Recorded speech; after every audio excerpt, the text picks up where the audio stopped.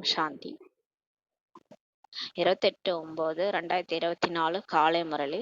ஓம் சாந்தி. பாப்தாதா மதுபன்.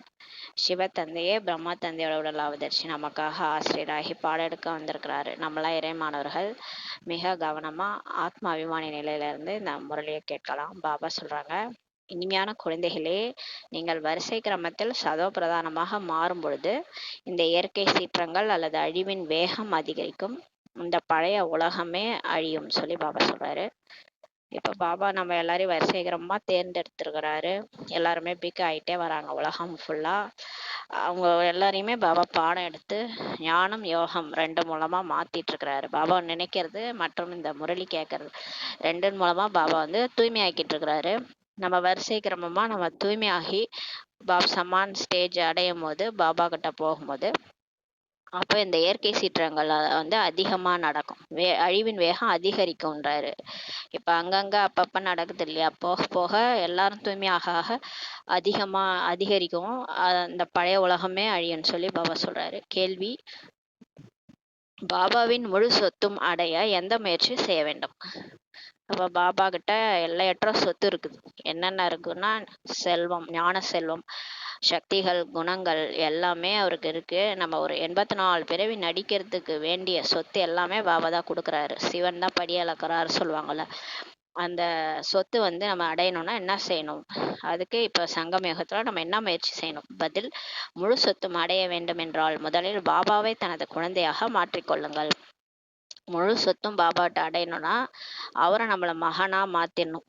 நம்ம எல்லாத்தையும் இப்ப அவர்கிட்ட கொடுத்துடணும். மகன்னா என்ன பண்ணுவாங்க, வீட்டுல எல்லாத்தையும் அவனுக்கு தானே கொடுத்துருவாங்க, எழுதி வச்சிருவாங்க இல்லையா. அவன் பார்த்துக்குவான்ட்டு இவங்க தைரியமா இருப்பாங்க, அப்பா அம்மா. இருந்தாலும் என் மகன் பார்த்துக்குவாங்க, எல்லாத்தையும் அவனுக்கு சொத்தெல்லாம் எழுதி வச்சுட்டேன், ஆஸ்தியே அவனுக்கு தான் சொல்லி கொடுத்துருவாங்கல்ல. அந்த மாதிரி இங்க நம்ம பாபாவை மகனா நம்ம ஸ்வீகாரம் பண்ணிக்கிட்டு அவருக்கு எல்லாத்தையும் உடல் மனம் பொருள் எல்லாத்தையும் ஒப்படைச்சிடணும். அதாவது உங்களிடம் என்ன இருக்கிறதோ அதை பாபாவிற்கு அர்ப்பணம் செய்யுங்கள். இப்ப என்ன இருக்குதோ உங்கள்கிட்ட, என்ன காசு பணம் சொத்து மற்றும் உங்களுடைய உடல், உங்களுடைய மனசு, உங்க பிரச்சனை எல்லாத்தையும் அவர்கிட்ட கொடுத்துருங்க. பாபாவை தன்னுடைய முழுமையான வாரிசாக மாற்றிக்கொண்டால் முழு சொத்துக்கும் அதிபதியாக மாறிவிடீர்கள். உண்மையாலுமே மனதால பலியாகி பாபாவை உண்மையான நம்முடைய மகனா வாரிசா மாத்திக்கிட்டோம்னா எதா இருந்தாலும் அவர்கிட்ட தான் சொல்லணும். எந்த ஒரு தேகதாரியும் நம்பக்கூடாது. எதுனாலும் பாபாட்ட தான் ஃபர்ஸ்ட் சொல்லணும், பாபா கிட்ட தான் சொல்லிட்டு தான் செய்யணும். அந்த மாதிரி நீங்க மாறிட்டீங்கன்னா முழு சொத்துக்கும் நீங்க அதிபதியாக மாறிட்டீங்கன்னு சொல்லி சொல்றாரு. நம்ம அப்படியே கிவ் அண்ட் டேக் பாலிசி மாதிரி இப்ப நம்ம அவர்கிட்ட கொடுத்தோம்னா அப்படியே அடுத்து நமக்கு வர வர கல்பத்துல எல்லா முழு சொத்துக்குமே ஆஸ்திக்கு அதிபதியா நீங்க மாறிடுவீங்கன்னு சொல்றாரு. அப்படிதான் பிரம்மா பாபா செஞ்சாரு, அடைஞ்சாரு. 2வது பாயிண்ட்: சம்பூர்ண தூய்மை ஆகும் பொழுது முழு சொத்து கிடைக்கும். எப்ப நம்ம ஃபுல்லா தூய்மை ஆகிறோமோ, பாபா சொல் பேச்சு கேட்டு ஸ்ரீமத் படி நடந்து ஃபுல்லா நம்ம குணம் மாறி நம்ம கனவுல கூட நமக்கு அந்த 5 விகாரமே வராது, அந்த அளவுக்கு தூய்மை ஆகும்போது முழு சொத்துமே நமக்கு கிடைச்சிருன்றாரு.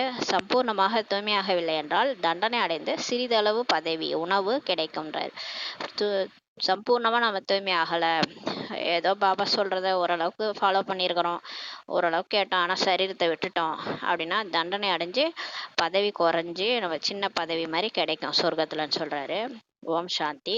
குழந்தைகள் ஒருவரின் நினைவில் மட்டும் இருக்கக்கூடாது. இப்ப பாபா சொல்றாரு, நீங்க ஒருத்தரோட நினைவில் மட்டும் இருக்கக்கூடாது. என்னடா அப்படி திடீர்னு சொல்றாருன்ட்டு ஒரே குழப்பமாகுது. என்ன என்னொருனே நினைவு செய்யுங்கன்றாரு, இப்ப என்ன ஒருத்தவங்களை மட்டும் நினைக்காதீங்கன்றாருன்ட்டு ஒரே குழப்பமா இருக்கு. என்னன்னு பார்த்தா மூவரின் நினைவில் இருக்க வேண்டும்ன்றாரு. யார் அந்த 3 பேருன்ட்டு ஒரே குழப்பம். அப்புறம் பாபா சொல்றாரு, ஒருவர் தான், ஆனா அவரே நமக்கு இப்ப தந்தையாவும் இருக்கிறாரு, ஆசிரியராகவும் இருக்கிறாரு, சத்குருவாவும் இருக்கிறாரு. 3 ரூபத்துல அவரை நினைவு செய்யுங்க. எனக்கு சிவனே ஆசிரியரா வந்திருக்கிறாரு, அவர் தான் என்னுடைய அப்பா, அவர் தான் சத்குரு, அப்படி நினைவு செய்கின்றாரு. நம்ம அனைவரையும் திரும்ப அழைத்து செல்ல வந்திருக்கிறார், நம்ம எல்லாரையும் கூட்டிட்டு போவதான் வந்திருக்கிறார். இந்த புது விஷயங்களை நீங்கள் தான் இப்ப புரிந்து கொள்கிறீர்கள்ன்றாரு. பக்தியை கற்பிப்பவர்கள், சாஸ்திரங்களை கற்றுத்தருபவர்கள் அனைவரும் மனிதர்களே என குழந்தைகளுக்கு தெரியும். இப்ப நமக்கு தெரியும், நமக்கு இந்த பக்திக்கு இந்த கோயிலுக்கு போங்க, அந்த கோயிலுக்கு போங்க, இந்த சாமியை கும்பிடுங்கன்னுலாம் சொன்னது யாரு? கடவுளை சொன்னாரு, அது மனிதர்கள் தான் சொன்னாங்க. அதை கேட்டுக்கிட்டு நம்ம போனோம். அதே மாதிரி சாஸ்திரம் படிங்க, அந்த ஸ்லோகன் படிங்க, இதெல்லாம் பண்ணுங்க, அதை பண்ணுங்கன்னு சொல்லி நமக்கு சொல்லி கொடுத்தது எல்லாம் மனிதர்கள் தான். எல்லாரும் மனிதர்கள் தான்றது உங்களுக்கு தெரியும். ஆனால் இவரை மனிதர் என்று கூற முடியாது அல்லவா? இது யாரு? கடவுளே வந்திருக்கிறாரு. இவரை மனிதர்னு சொல்ல முடியுமா? இவர் நிராகாரர் சொல்லி சொல்றாரு. நிராகார ஆத்மாக்களை இப்ப படிக்க வைக்கிறார். அவரே ஆசிரியா வந்து நம்மளை படிக்க வைக்கிறார். ஆத்மா சரீரத்தின் மூலமாக தான் கேட்கின்றது. இப்ப நம்ம ஆத்மா புள்ளியா இருக்கிறோம். இந்த உடல் மூலமா இந்த பாடத்தை, இறைவனே வந்து எடுக்கிற பாடத்தை நம்ம கேட்டுட்டு இருக்கோம் அந்த காது மூலமா. இந்த ஞானம் புத்தியில இப்ப இருக்கணும்ன்றாரு. இப்போது நீங்கள் எல்லையற்ற தந்தையின் நினைவுல இருக்கிறீங்க. இப்ப நீங்க யார் தெரியுமா நினைக்கிறீங்க? கடவுளை நினைச்சிட்டு இருக்கிறீங்க. அவர் யாரு, எப்படி இருக்கிறாரு, அவர் தான் உங்களுடைய அப்பான்ட்டு புரிஞ்சுக்கிட்டு நினைச்சிட்டு இருக்கிறீங்க. ஆன்மீக குழந்தைகளே, என்னை நினைவு செய்தால் பாவங்கள் நீங்கும் என எல்லையற்ற தந்தை கூறியிருக்கின்றார். நமக்கு அப்பா என்ன சொல்லியிருக்கிறாரு? நீங்க என்ன நினைச்சா போதும், உங்க பாவங்கள்லாம் அழியும், நான் கேரண்டின்னு சொல்லி நேற்று சொன்னார்ல. இங்கே சாஸ்திரம் போன்ற எந்த விஷயமே கிடையாது சொல்லி சொல்றாரு. இங்க வந்து பாபா வந்து எந்த சாஸ்திரத்தையும் உட்காந்து ஸ்லோகன்லாம் சொல்லி புரிய வைக்கல. சாதாரணமா ஞானத்தை, நீ ஆத்மா, நீ என்னுடைய குழந்தை, நீ ஆத்மான்னு நினைச்சு என்ன நினைச்சின்னா உன் பாவம் போயிடும், இவ்வளவுதான் சொல்லி கொடுக்குறாரு. இது சாதாரண குழந்தைகள், மாதாஸ் கூட, வயதானவங்க கூட புரிஞ்சுக்க முடியும். பாபா நமக்கு ராஜயோகத்தை கற்பித்து கொண்டு இருக்கிறாருன்னா நீங்க தெரிஞ்சிருக்கிறீங்க. எவ்வளவு பெரிய டீச்சர் வந்திருக்கிறாரு, உயர்ந்ததிலும் உயர்ந்தவர். எப்பேற்பட்டவரே எனக்கு நமக்கு வந்து பாடம் எடுக்க வந்திருக்கிறார். எனவே உயர்ந்ததிலும் உயர்ந்த பதவியை அடைய வைக்கின்றார். அவர் டீச்சரும் அப்பேற்பட்டவர், அவர் கொடுக்குற பதவியும் அப்பேற்பட்ட பதவி. உயர்ந்ததிலும் உயர்ந்த பதவியை அடைய வைக்கிறார். நீங்கள் வரிசை கிரமத்தில் சதோ பிரதானமாக மாறும்போது சண்டைகள் ஏற்படும் சொல்லி சொல்றாரு. இப்ப நம்ம ஒருத்தவங்களா பாபா படிக்க வைக்கிறார். இதுல வந்து வரிசை கிரமமா தான் படிக்கிறாங்க. எல்லாரும் ஒரே மாதிரியே கிடையாது. பிகேவா ஆயிருக்கிறாங்க. சிலர் ஸ்ரீமத் படி நடப்பாங்க, சிலர் பாதி ஸ்ரீமத்து, சிலர் படிக்க மாட்டாங்க, சிலர் முரளியே கேட்க மாட்டாங்க. அந்த மாதிரிலாம் வரிசை கிரமம் இருக்கிறாங்க. ஆனாலும் பாபா குழந்தை தான். அவங்களுக்கு பாபா வந்து எப்படியாவது படிக்க வைப்பாரு, எப்படியாவது மாத்துவார், அவங்களையும் மாத்தி சதோப்பிரதானமா ஆக்குவார் எல்லாரையுமே. ஆனா அதே மாதிரி வரிசைக்கிரமா எல்லாரும் சதோப்பிரதானமா ஆகும்போது சண்டைகள் ஏற்படும் சொல்லி சொல்றாரு. அப்பதான் போர் வந்து மூலம் இயற்கையின் சீற்றங்களும் அப்ப நடக்கும். நிச்சயம் நினைக்கவும் வேண்டும். ஆனா பாபாவை நினைக்கணும். அனைத்து ஞானமும் புத்தியில் இருக்க வேண்டும். எது நடந்தாலும் சரி, உங்களுக்கு பாபா என்ன சொன்னாரோ அதை ஞாபகத்துல வச்சிருக்கணும்ன்றாரு. புருஷோத்தம சங்கமயுகத்தில் ஒரு முறை மட்டுமே இப்ப தந்தை வந்து புதிய உலகத்திற்காக, சொர்க்கத்துக்காக நம்மளை படிக்க வைக்கிறார். இது வரைக்கும் யாரும் நமக்கு வந்து சொர்க்கத்துக்காகலாம் படிக்க வச்சது கிடையாது. நீங்க இந்த படிப்பு படிச்சீங்கன்னா சொர்க்கத்துல போய் தேவதை ஆவீங்கன்னு யாருமே சொன்னது கிடையாது. இந்த ஒரு யுகத்துலதான் கடவுளே வந்து நமக்கு சொல்லி புரிய வைக்கிறார். சிறிய குழந்தைகள் கூட தந்தையை நினைக்கின்றார்கள். நீங்கள் புத்திசாலிகள் சொல்லி பாபா சொல்றார்.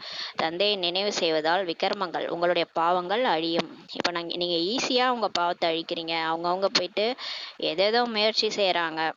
சன்னியாசிகள்லாம் அடயோகம் பண்றேன் போயிட்டு அவங்க காட்டுல உட்காந்து மூச்சை அடக்கி என்னென்னமோ செஞ்சு பண்றாங்க. இருந்தாலும் பரந்தாமத்தை வெட்ட வெளியே நினைச்சிட்டே உயிரை விட்டுறாங்க. பாவமே அழிய மாட்டுது. ஆனா நீங்க புத்திசாலிகள், நீங்க கடவுளையே நினைச்சு பாவத்தை அழிக்கிறீங்கன்றார். தந்தையிடமிருந்து உயர்ந்த பதவி பெறுவோம் என்பதை இப்ப புரிந்து கொள்கிறீர்கள்ன்றாரு.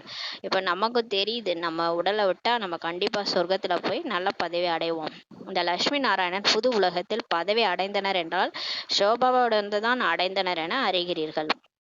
இப்ப இந்த கோயில் கட்டியிருக்கிறாங்கல்ல, திருப்பதி, இந்த மாதிரி லட்சுமி நாராயண் கோயில் எல்லாம், இவங்கெல்லாம் யாருன்னா, இவங்கெல்லாம் புது உலகத்துல ராஜ்யம் ஆண்டவங்க. இவங்க வந்து சிவபாபாட்ட தான் அடைஞ்சிருக்கிறாங்கன்ட்டு நீங்க தெரிஞ்சிருக்கிறீங்க. இந்த லட்சுமி நாராயணன் தான் 84 பிறவிகளின் சக்கரத்துல சொன்று மறுபிறவி எடுத்து எடுத்து பிரம்மா சரஸ்வதியா ஆகியிருக்கிறாங்க. அவங்க தான் பிரம்மா அம்மாவா மாறி இருக்கிறாங்க. இவங்களே தான் பிறகு போய் லட்சுமி நாராயணனா ஆகிறாங்கன்றத நம்ம புரிஞ்சுக்கிட்டோம். இப்போது நீங்க முயற்சி செய்து கொண்டு இருக்கின்றார்கள். இப்ப எல்லாருமே முயற்சி செய்து இருக்கிறாங்க.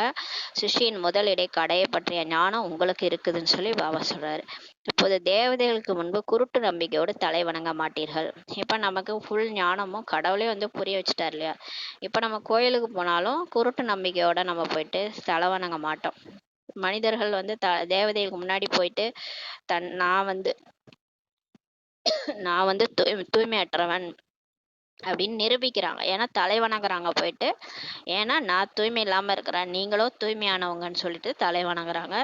தாங்கள் சர்வ குணங்களும் நிறைந்தவர், நாங்களோ பாவி விகாரி, எங்களுக்குள் எந்த குணங்களும் இல்லைன்ட்டு பாட்டு பாடுறாங்க, கூறுகின்றார்கள். நீங்கள் யாருடைய மகிமை பாடினீர்களோ அவர்களாகவே இப்போது மாறுகிறீர்கள் சொல்லி பாபாவே சொல்றாரு. நீங்க லட்சுமி நாராயணனை போய் புகழ் பாடுனீங்கல்ல, கோயில் கோயிலா போயிட்டு அவங்கள பத்திலாம் புகழ் பாடுனீங்கல்ல, அந்த புகழ்ந்த நீங்க அதே அந்த லட்சுமி நாராயணனாகவே இப்ப நீங்க ஆகப் போறீங்கன்னு சொல்லி பாபா சொல்றாரு. பாபா இந்த சாஸ்திரங்களை எப்போதிலிருந்து படிக்க ஆரம்பித்தோம் என கேட்கின்றீர்கள். நீங்க என்கிட்ட கேக்குறீங்க, பாபா இந்த சாஸ்திரம் எப்போ உருவாச்சு, எப்ப நாங்க இதெல்லாம் படிச்சோம்? பாபா சொல்றாரு, எப்போது ராவண ராஜ்யம் ஆரம்பமாச்சோ அப்போதுல இருந்தேன்ட்டு பாபா சொல்றாரு. துவாபர யுகம் ஸ்டார்டிங்ல இருந்து தான் நீங்க படிக்க சாஸ்திரம் உருவாக ஆரம்பிச்சது. அப்புறம் நீங்க அதை படிக்க ஆரம்பிச்சீங்கன்னு சொல்றாரு. இது அனைத்தும் பக்தியின் விஷயம் சொல்லி பாபா சொல்றாரு. நீங்கள் இங்கே அமரும் போது இந்த ஞானம் அனைத்தும் புத்தியில் தாரணை ஆக வேண்டும் சொல்லி பாபா சொல்றாரு. இப்ப நம்ம வந்து சென்டர்ல உட்காந்து இந்த முரளி கேட்கும் போது இது எல்லா ஞானமும் நம்ம புத்தியில போய் தாரணை ஆகணும். அவ்வளோ கவனமா கேட்கணுன்றாரு. இந்த சம்ஸ்காரத்தை தான் ஆத்மா எடுத்து செல்கிறது. இப்ப இந்த ஞானம், இந்த நம்ம அமிர்த வேலை யோகா பண்றது, பாபாவை நினைக்கிறது, இந்த சம்ஸ்காரத்தை தான் நம்ம மறுபிறவிக்கு எடுத்துட்டு போறோம். பக்தியின் சம்ஸ்காரத்தை நம்ம எடுத்துட்டு போறது இல்ல. இப்ப பக்தி கொஞ்சம் கொஞ்சமா நமக்கு மாறிட்டே வருது இல்லையா? ஞானத்துல வந்த பிறகு பக்தி விட்டு போயிடும். கோயில் போறது அதெல்லாம் பக்தி சம்ஸ்காரம். கோயிலுக்கு போறது, படைக்கிறது, அது எல்லாமே வீட்டுல நம்ம காரியங்கள் பக்தி பண்றதெல்லாம் முடிஞ்சிரும். அந்த சம்ஸ்காரத்தை நம்ம எடுத்துட்டு போகிறது இல்ல. பக்தியின் சம்ஸ்காரம் உடையவர்கள் பழைய உலகத்தில் மனிதர்களிடம்தான் பிறப்பார்கள். இப்ப யாரெல்லாம் பக்தி செய்யறாங்களோ, பக்தியோட சம்ஸ்காரத்தையே பண்ணிட்டு இருக்கிறாங்களோ, அவங்க இப்ப சரீரம் விட்டாங்கன்னா இங்கேதான் பிறப்பாங்க. மனிதர்களிடம் தான் திரும்ப வந்து பக்தி கம்ப்ளீட் ஆகல இல்லையா? அதனால திரும்ப இதே மனுஷங்கள்ட்ட தான் பிறப்பாங்க. தேவதைகள்கிட்ட பிறக்க மாட்டாங்கன்னு சொல்லி சொல்றாரு. இது நிச்சயமாகும் சொல்லி பாபா சொல்றாரு. குழந்தைகளாக உங்களின் புத்தியில் இந்த ஞான சக்கரம் இப்போது சுழல வேண்டும். இப்ப நீங்க ஞானத்துக்கு வந்துட்டீங்க. நீங்க கடவுளே அடைஞ்சிட்டீங்க. பக்தியில நீங்க கடவுளை தேடினீங்க. நீங்க தேடின கடவுளை இப்ப கிடைச்சிட்டாரு. அவர் கொடுக்குற ஞானம் இப்ப வந்து உங்க புத்தியில சுழலணுன்றாரு. மேலும் தந்தையையும் இப்ப நினைக்கணும். இப்ப நமக்கு ஒண்ணுமே அவர் சொல்லல. நீங்க பக்தியில செஞ்ச மாதிரி மொழுவுறது, வளர்க்கறது, கழுவுறது, விரதம் இருக்கிறது, எதுவுமே நீங்க கஷ்டப்பட வேணான்றாரு. நீங்க ஆத்மான்னு புரிஞ்சுட்டு என்னை நினைவு செஞ்சா உங்க பாவமெல்லாம் போயிடும். நீங்க ஒவ்வொரு தடவும் பயிற்சி செய்யுங்க. நான் சொல்ற பயிற்சிகளெல்லாம் செய்யுங்க. ஆத்ம உணர்வுல வந்துருங்க. உங்க உடம்பும் வந்து சக்திசாலியா மாறிடும். நீங்களும் சக்திசாலியா மாறிடுவீங்க. நீங்க சிவசக்தியா மாறிடுவீங்கன்றாரு. வேற எந்த காரியமும் நான் உங்களை பக்தியில வருத்திக்கிட்டீங்க இல்லையா, உங்களை நீங்களே வருத்திக்கிட்டீங்க இல்லையா, அந்த அளவுக்கு நீங்க எதுவுமே செய்ய வேணான்றாரு. மேலும் தந்தையும் நினைக்கணும். இப்ப வந்து பாபாவே நினைக்கணும். பாபா நமக்கு தந்தையாகவும் இப்ப இருக்கிறாரு. பாபாவை நினைத்தால் நம் பாவங்கள் அழியும் சொல்லி சொல்றாரு. அப்பாவை நினைச்சா என்ன, நம்ம எல்லைக்குட்பட்ட அப்பா, சரீரத்துக்கான அப்பா நினைக்கிறோம்ல, அது மாதிரி இவர் எல்லையற்ற அப்பா, ஒரு ஆத்மாவனுடைய அப்பா, பரமாத்மா. அவரை நினைச்சா போதும், பாவம்லாம் அழிஞ்சிருன்றாரு. பாபா நமது ஆசிரியராகவும் இருக்கிறாரு என்றால் புத்தியில் படித்தவை நினைவில் வர வேண்டும். இப்ப அவரு நமக்கு ஆசிரியரா வந்திருக்காரு, டீச்சர். டீச்சர்னாலே அவர் சொல்லி கொடுத்த ஞானம் நமக்கு ஞாபகம் வரணும். இப்ப பிசிக்ஸ் டீச்சர் ஞாபகம் தான், அவங்க சொல்லி கொடுத்த பிசிக்ஸ் இன்னைக்கும் நமக்கு ஞாபகம் இருக்கும். இவங்க தான் இந்த ஃபார்முலாலாம் எனக்கு சொல்லி கொடுத்தாங்கன்னு. அந்த மாதிரி இப்ப பாபா என்ன சொல்லி கொடுத்தாரு, அவர் சொன்ன ஞானம் நமக்கு புத்தியில வரணும். சிருஷ்டி சக்கரத்தினுடைய ஞானம் எல்லாமே நமக்கு ஞாபகம் வரணும். அது மேலும் சிருஷ்டி சக்கரத்தின் ஞானமும் புத்தியில் இருந்தால்தான் நீங்கள் சக்கரவர்த்தி ராஜாவாக ஆகலாம் சொல்லி பாபா சொல்றாரு. நினைவு யாத்திரை நடந்து கொண்டுதான் இருக்கிறது சொல்லி சொல்றாரு. இப்ப எல்லாருமே பாபா நினைச்சிட்டு தான் இருக்கிறாங்க. எல்லா குழந்தைகளுமே பாபா கிட்ட கனெக்ஷன் போயிடுச்சு. இப்ப யாரும் தேகதாரிகளை நினைக்கிறது இல்ல. அவங்கவுங்க எதுனாலும் பாபாட்ட தான் சொல்றாங்க. பாபா அவங்களுக்கு யார் மூலமா செய்யறாரு. பாபாவே பாத்துக்கிறாரு எல்லா குழந்தைகளையும். பிகேஸ. ஓம் சாந்தி. பக்தி மற்றும் ஞானம் ரெண்டு இருக்குன்றாரு. பாபாவிற்கு ஞான கடல் என்று பெயர். பாபாவோ ஞான கடல். அவர் வந்தாதான் நமக்கு ஞானம் பிறக்குது. அது வரைக்கும் நம்ம பக்தி பண்ணிட்டு இருக்கோம். பக்தி எதுக்காக பண்றோம்? கடவுளை தேடி தேடி அவரை அலைஞ்சு திரிஞ்சு கோயில் கோயிலா தேடி அவரை தேடுறதுதான் பக்தி. பக்தி எப்போது ஆரம்பித்ததுன்னு சொல்லி பாபா கேட்கிறாரு. எப்போது முடிவடைகிறது என பக்தியை பற்றி அனைத்தும் அவருக்கு தெரியும். இப்ப பாபாவுக்கு தெரியும் பக்தின்னா என்ன, பக்தி எப்ப ஆரம்பிச்சது, அது எப்ப முடியும்ன்றது பாபாவுக்கு தான் தெரியும். மனிதர்களுக்கோ இது தெரியாது. பாபா தான் வந்து இப்ப புரிய வைக்கிறார். சத்தியுகத்துல நீங்க தேவி தேவதைகளா உலகத்துக்கே அதிபதியாக ஒரு காலத்துல இருந்தீங்க. அங்கே பக்தியின் பெயர் அடையாளமே கிடையாது. அங்க யாரும் பக்தி எல்லாம் பண்ண மாட்டாங்க. ஏன்னா அங்க வீடே கோயில் மாதிரி இருக்கும்.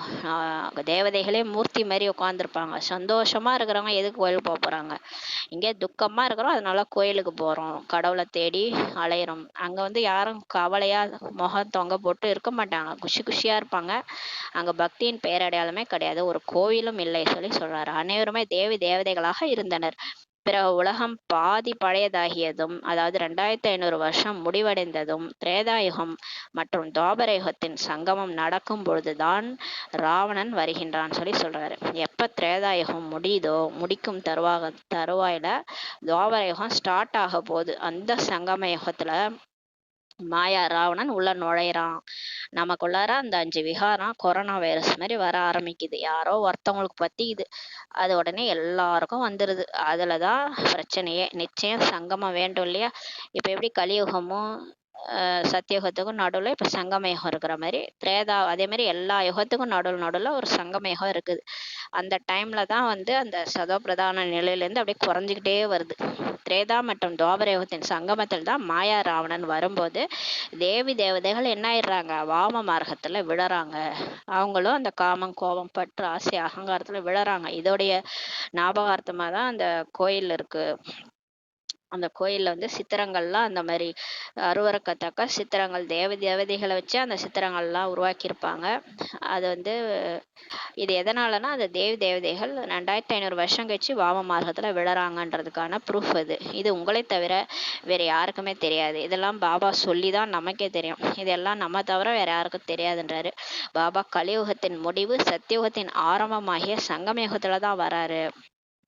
பாபா எப்போ வராருன்னா, எந்த சங்கமத்துல வராருன்னா, களி முத்தி போய் களி முடியும் போது சொர்க்க ஆரம்பமாகிய சங்கமத்துல தான் வராரு. ராவணன் திரேதா மற்றும் துவாபர யுகத்தின் சங்கமத்துல வரான். ஆனா பாபா இந்த டைம்ல வரும்போது ராவணன் எப்ப வரான்னா திரேதாவுக்கும் துவாபர யுகத்துக்கும் நடுவுல வரான். அந்த சங்கமத்திற்கு நன்மை நடக்கும் நேரம் என்று கூற முடியாது. அந்த டைம்ல நல்லது நடக்காது. ஏன்னா நம்ம தான் தீமையில போய் விழறோம் இல்லையா?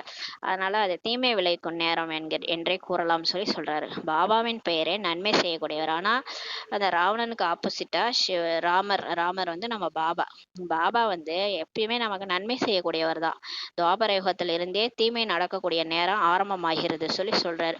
எப்போ துவாபர யுகம் ஸ்டார்ட் ஆகுதோ அப்ப நம்ம விகாரத்துல விழறோம். ஆரம்பத்துல கூட அந்த அளவுக்கு தெரியாது. போக போக அந்த விகாரம் விஸ்வரூபம் எடுக்குது. இப்ப கலியுகம் தான் ரொம்ப மோசமா 5 விகாரமும் தலைவிரிச்சு ஆடுது. அதனாலதான் பிரச்சனைகள், வீட்டுக்கு சண்டை எல்லாமே நடக்குது. ஆனா பாபா வரும்போது நமக்கு நன்மை தான் ஏற்படுது. பாபா சைத்தன்ய விதை வடிவமாக இருக்கின்றார். அவருக்கு முழு மரத்தை பற்றிய ஞானம் இருக்கிறது. இந்த உலக ஞானம், இந்த சிருஷ்டி ஜகத்தோட ஞானம் நமக்கு தெரியாது. எப்படி ஒரு மரத்தினுடைய விதையில எல்லா ஞானமும் இருக்குதோ அது மாதிரி இந்த சிருஷ்டி சக்கரத்தினுடைய மரம், இந்த கல்பவச்ச மரத்தினோட விதை விதை வடிவமா பாபா இருக்கிறாரு. அவர்கிட்ட எல்லா ஞானமும் இருக்குது. அதாவது எந்த தர்மம் வந்துச்சு, தேவி தேவதைகள் எப்படி வந்தாங்க, எந்த தர்மம் எப்போ ஸ்டார்ட் ஆச்சு, எப்படி இந்த உலகம் அழியும், எல்லா ஞானமும் கடவுள்கிட்ட இருக்குது. அந்த விதை கூட சைத்தன்யமாக இருந்தால் தனக்குள் இருந்து மரம் எப்படி வருகிறது என்பதை புரிய வைக்கலாம். அந்த சாதாரண விதை இருக்குல்ல, இப்ப மாங்காய் மரத்தினுடைய விதைக்கு அது உண்மையா உயிரோட இருந்துச்சுன்னா அது சொல்லும் இப்படிதான் இந்த மரம் வருதுன்ட்டு அது புரிய வைக்கும். ஆனா அது ஜடமாக இருக்கிறதுனால அதால சொல்ல முடியாது. ஆனா இங்க உயிரோட இருக்கிறார் சிவன், உயிரோட்டமான இருக்கிறாரு இந்த கல்பவிருட்ச மரத்தினுடைய விதை. அதனால அவர் சொல்றாரு நமக்கு, அவர் ஒரு உடல்ல சொல்றாரு, விதை விதைப்பதனால் முதல் சிறிய மரம் வருகின்றது என நாம் புரிந்து கொள்ள முடியும். விதை விதைச்சாலே சின்னதா செடி வளரும், அப்புறம் பிறகு பெரிதாக பலனை கொடுக்க ஆரம்பிக்கிறது. ஆனால் சைத்தன்யமானது தான் அனைத்தையும் தெரிவிக்க முடியும். ஆனா எது உயிருள்ள விதையோ அதுவே பேசி சொல்லிடும் என்ன இதெல்லாம் இப்படிலாம் நடக்குதுன்ட்டு. ஆனா உயிர் இல்லாத விதையால சொல்ல முடியாதுன்னு சொல்றாரு.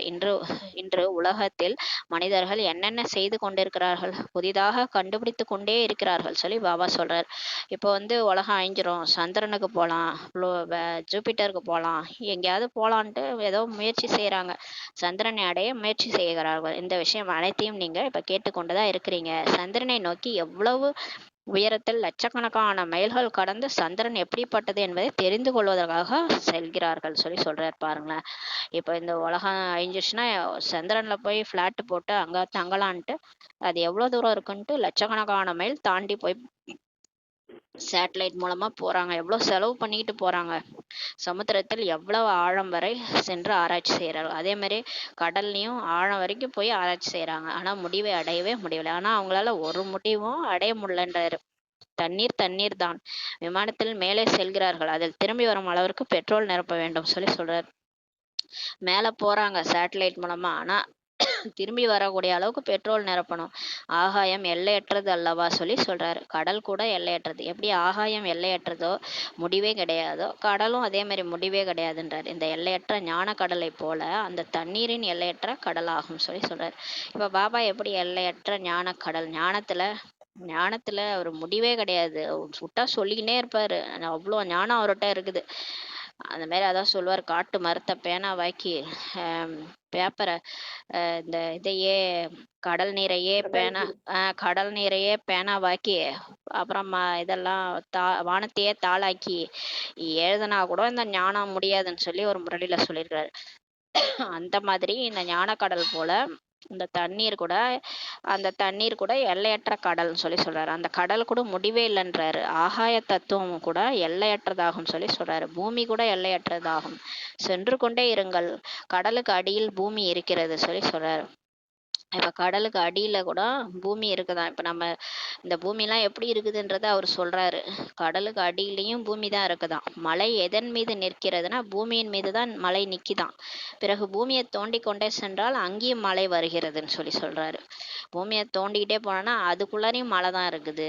அதற்கு கீழே கூட தண்ணீரும் வருகிறதுன்றாரு. பூமியை தோண்ட தோண்ட கீழேயும் தண்ணி இருக்குது. இது என்ன வித்தியாசமா இருக்குது? கடல் பூமியின் மீது இருக்கிறது, கடல் பூமி மேலதான் இருக்குது. எவ்வளவு தூரம் பூமி இருக்கிறது என்பதற்கு முடிவே கிடையாது. இப்ப நம்ம ஓடி ஓடி ஓடி போய் பார்த்தா கூட பூமி எங்க முடியுதுன்னே கண்டுபிடிக்க முடியாதுன்னு சொல்றாரு. எப்படியெல்லாம் படைச்சிருக்கிறாரு. கடவுள் படைப்பு அவ்வளோ பிரம்மாண்டமா இருக்குது. இந்த பூமியே எப்படி இருக்குன்னா அப்ப அண்ட சராசரம் எப்படி இருக்கும்? அதெல்லாம் அவர் படைச்சதுதான்.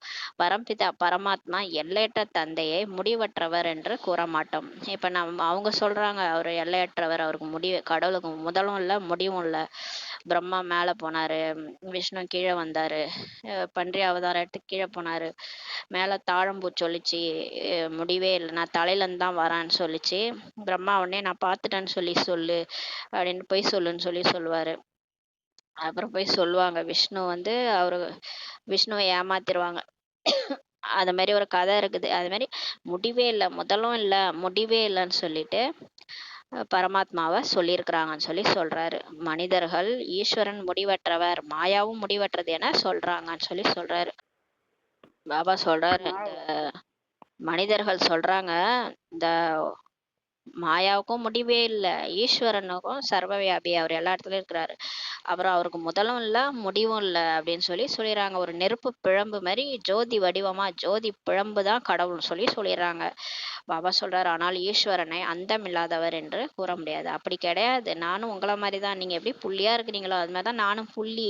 நான் ஒன்றும் அப்படியே பிழம்பாலாம் வானத்துக்கும் பூமியெல்லாம் இல்லைன்னு சொல்றாரு. நான் அந்தமில்லாதவர்லாம் கிடையாதுன்றாரு. மற்றபடி எனக்கு முடிவுலாம் இருக்குது, முதலும் இருக்கு முடிவு இருக்குது. மற்றபடி இந்த ஆகாயம் தான் முடிவற்றது. இந்த ஆகாயத்துக்கு முடிவே கிடையாது. பிரபஞ்ச சக்தின்னுவாங்கல்ல, பிரபஞ்சன்றதுக்கு அதுக்கு முடிவே இல்லைன்றாரு. இதெல்லாம் நம்ம ஆராய்ச்சியே பண்ண முடியாது. மனித மூளைக்கு அப்பாற்பட்டது இந்த படைப்பு, ஈஸ்வரனுடைய படைப்பு. அது கேலக்சின்னு சொல்லுவாங்க. அதை பார்த்தீங்கன்னா அந்த கேலக்சிலேயே அந்த அந்த 9 பிளானட்டு தொங்கின்னு இருக்கும். அதுவே அந்த பூமியே பார்த்தீங்கன்னா ஒரு ஒரு பந்து மாதிரி தொங்கின்னு இருக்கும், பால் மாதிரி. அது கூடயே இந்த 9 பிளானட்டும் பால் மாதிரி தொங்கிட்டு இருக்கும். அத மாதிரியே வேற வேற கேலக்சி இருக்குதுன்றாங்க. வேற வேற இருக்குது, இதே மாதிரி நிறைய இருக்குன்றாங்க. அப்ப பாருங்க, அப்ப அந்த பிரபஞ்சம்ன்றது எப்படி உருவாக்கப்பட்டிருக்குது? அந்தரத்துல தொங்கிட்டு இருக்குது. இந்த அந்தரத்துல நம்ம வாழ்ந்துட்டு இருக்கிறோம். இதெல்லாம் எவ்வளோ ஒரு அதிசயம். இதுல நம்மளோட பிரச்சனைன்றது ஒண்ணுமே இல்லை, சாதாரண ஒரு தூசி மாதிரி. அப்ப இதெல்லாம் நமக்கு அப்பாற்பட்ட ஒரு சக்தி இருக்குது. அது மட்டும் எல்லாரும் ஒத்துக்கிறாங்க. கடவுள் இருக்கிறாரான்னு கேட்டா இருக்கிறாரு, நமக்கு அப்பாற்பட்ட ஒரு சக்தி இருக்குது அப்படின்னு சொல்லி எல்லாருமே சொல்றாங்க. அதனால பாபா சொல்றாரு, மற்றபடி இந்த ஆகாயமும் முடிவற்றது. இந்த தத்துவங்கள் ஆகாயம், காற்று, இந்த 5 தத்துவங்கள் இருக்கு இல்லையா, ஆகாயம், பூமி, நெருப்பு, நீர், காற்று, இந்த 5 தத்துவமும் சம பிரதானமா இப்ப மாறி இருக்குதுன்றாரு. இப்ப இந்த கலியுகமா இருக்கிறதுனால தமோ பிரதானமா மாறி இருக்குது. ஆத்மா தமோ பிரதானமாக இருக்கிறது. இப்ப ஆத்மா எப்படி இருக்குதோ அப்படிதான் உலகமும். இப்ப ஆத்மா தமோ பிரதானமா இருக்குது, அதனால உலகமும் தமோ பிரதானமா மாறி இருக்குது. அதனாலதான் அதிக வெயில், அதிக குளிர், அதிக பனி எல்லாம் ஏன் இருக்குன்னா நீங்க சரியில்லை, ஆத்மா சரியில்லை. ஆத்மா தூய்மையற்று இருக்கிறதுனால அப்புறம் அந்த 5 தத்துவங்களும் தூய்மையற்று போய் இருக்கிறதுனால அது ஒரே துக்கம் குடுக்குது. நம்மளும் துக்கமா இருக்கிறோம். மற்றவங்களுக்கும் துக்கம் குடுக்குறோம். இயற்கைக்கும் துக்கம் குடுக்குறோம். இயற்கை நமக்கு அப்படியே ரிட்டர்ன்னு நமக்கு துக்கம் குடுக்குது. எல்லாம் ஒரே துக்கமா இருக்குது இந்த கலியுகத்துல. இப்ப பாபா வந்திருக்கிறாரு. ஆத்மாவ தூய்மை பண்றாரு. ஆத்மா தூய்மையாகி சுகம் குடுக்க ஆரம்பிச்சிட்டா, அப்புறம் எல்லாமே சுகமா மாறிடும். தந்தை சதோ பிரதானமாக இப்ப மாற்றுகிறார். எவ்வளவு சிறிய ஆத்மா 84 பிறவிகளை எடுக்கிறது. இந்த சின்ன சிறிய ஆத்மா புள்ளியா இருக்குது. அதுதான் வந்து பார்ட் ஸ்டோர் ஆயிருக்கு அதுக்குள்ளார. 84 பிறவியோட பார்ட். அது ஒரு ஒரு உடலா எடுத்து எடுத்து நடிக்குது. இந்த சக்கரம் சுழன்று கொண்டே இருக்கிறது சொல்லி பாபா சொல்றாரு. இது அனாதி நாடகமாகும். அந்த சிதம்பர ரகசியன்றது இதுதான். நடராஜர் டான்ஸ் ஆடல, இந்த நாடகம் டான்ஸ் ஆடிட்டு இருக்கு. இந்த நாடகம் திரும்ப திரும்ப நடக்குது. ரிப்பீட்டுன்ற மாதிரி திரும்ப திரும்ப 84 பிறவி எடுத்துக்கிட்டே இருக்கிறோம். சத்தியுகம், திரேதாயுகம், துவாபரயுகம், கலியுகம். திரும்ப சத்தியுகம், திரேதாயுகம், துவாபரயுகம், கலியுகம். எப்படி நாள் வருது, பகல் வருது, பொழுது போகுது இல்லையா, திரும்ப நைட்டு வருது. அது ஏதாவது நம்ம கேள்வி கேட்குறோமா? இது ஏன் வந்துக்கினே இருக்குது, ஏன் இது என்னைக்குதான் நிற்கும்ன்ட்டு கேள்வியே யாரும் கேட்க மாட்டாங்க. அதே டே வருது, நைட் வருது, அது ஏன் யாரும் கேட்க மாட்டீங்க? அதே மாதிரிதான் சீசனும் மாறி மாறி சீசன் வருது. அதே மாதிரி பிறக்குறாங்க, இறக்குறாங்க, வயசாகுது, இறக்குறாங்க. அதுவும் வந்து ஒரு சைக்கிள் மாதிரி தான். எல்லாமே ஒரு வட்டம், வாழ்க்கை ஒரு வட்டம்ன்ற மாதிரி இந்த நாடக சக்கரமும் இதுவும் ஒரு சக்கரம். அதே தான் வந்து சத்தியகம், திரேதாயகம், துவாபரகம், கலியுகம். இதே கலியுகம் இருக்காது. இந்த கலியுகம் முடிஞ்சு சொர்க்கம் வரும்ன்ட்டு கடவுளே வந்து சொல்றாரு. இதுக்கு ஒரு முடிவே கிடையாதுன்னு சொல்லி சொல்றாரு. இது அனாதி அழிவற்ற நாடகம். இதுதான் சிதம்பர ரகசியம். இது பரம்பரையாக சென்று கொண்டே இருக்கிறது சொல்லி சொல்றாரு. எப்போதிலிருந்து ஆரம்பமாகியது என்று கூறினால் பிறகு முடிவும் இருக்கும் இல்லையா? எப்போதிலிருந்து புதிய உலகம் ஆரம்பமாகியது, பிறகு பழையதாகிறது. இந்த 5000 வருடத்தின் சக்கரம் சுழன்று கொண்டே இருக்கிறது என்பதை எல்லாம் புரிய வைக்க வேண்டும். இப்ப எல்லாருக்கும் புரிய வைக்கணும். இது ஒரு 5000 வருஷம் சக்கரம். ஆரம்பிக்கிறது ஒண்ணு முடியறது 5000 வருஷம் முடிவுல டோட்டலா அது முடிஞ்சிருது. அப்புறம் திரும்ப ஆரம்பிக்குது. இது வந்து ஒரு சக்கரம்னு சொல்லி புரிய வைங்க. இப்பொழுது நீங்கள் புரிந்து கொண்டீர்கள். அவர்கள் பொய் கூறிவிட்டனர். அவங்க சத்தியுகத்தினோட ஆயுளே லட்சக்கணக்கான வருடங்கள்ட்டு எழுதப்பட்டிருக்கிறது. மனிதர்கள் அதை கேட்டு உண்மை என நினைக்கிறாங்க. பகவான் எப்போது வந்து தனது அறிமுகத்தை கொடுக்கின்றார் என்பது கூட அவங்களுக்கு தெரியாது. நீங்கள் புரிய வைக்காதவரை தெரியாத காரணத்தினால கலியுகத்தின் ஆயுள் 40 வருஷங்கள் இன்னும் இருக்குதுன்ட்டு சொல்றாங்க. இப்போது நீங்க கல்பத்தின் ஆயுள் 5000 வருஷம்தான், லட்சக்கணக்கான வருடங்கள் கிடையாது என்பதை புரிய வைப்பதற்கு கருவியாக நீங்க இருக்கிறீங்கன்னு சொல்லி சொல்றாரு. இப்ப நம்ம தான் மண்டையை உடச்சிட்டு எப்படியாவது போய் சொல்லி புரிய வைக்கணும். முக்கியமா 33 கோடி தேவதைகளுக்கு புரிய வச்சிட்டாலே போதும். அவங்க மாறினாலே போதும், உலகம் மாறிடும். அப்புறம் கடவுள் மத்தவங்களுக்கெல்லாம் புரிய வச்சிருவாரு. புரியாதவங்க சிலர் வியாக்கியானம் பேசுவாங்க, அவங்களாம் புரிஞ்சுக்க மாட்டாங்க. அவங்க சொன்னதையே தான் சொல்லிட்டு இருப்பாங்க. அவங்க தான் சொல்றாங்களே, ஈஸ்வரன் சர்வ வியாபின்னுவாங்க, எல்லா இடத்துலயும் இருக்கிறாருன்னுவாங்க. அப்புறம் வந்து கஷ்டம் வந்தா கடவுளேன்ட்டு கூப்பிடுவாங்க. அப்புறம் எது கூப்பிடுறாங்க? உனக்குள்ளேயும் கடவுள், எனக்குள்ளேயும் கடவுள். அப்புறம் எது கோயிலுக்கு போறீங்க? வீட்லயே இருக்கலாம்ல. நமக்குள்ளதானே கடவுள் இருக்கிறாரு, வீட்லயே இருக்கலாம்ல. அப்புறம் ஏன் கோயிலுக்கு போறீங்க? இப்படியும் பேசுறீங்க, அப்படியும் பேசுறீங்க. அந்த மாதிரி பேசுறவங்க லட்சக்கணக்கான வருடங்கள் தான் சொல்லுவாங்க.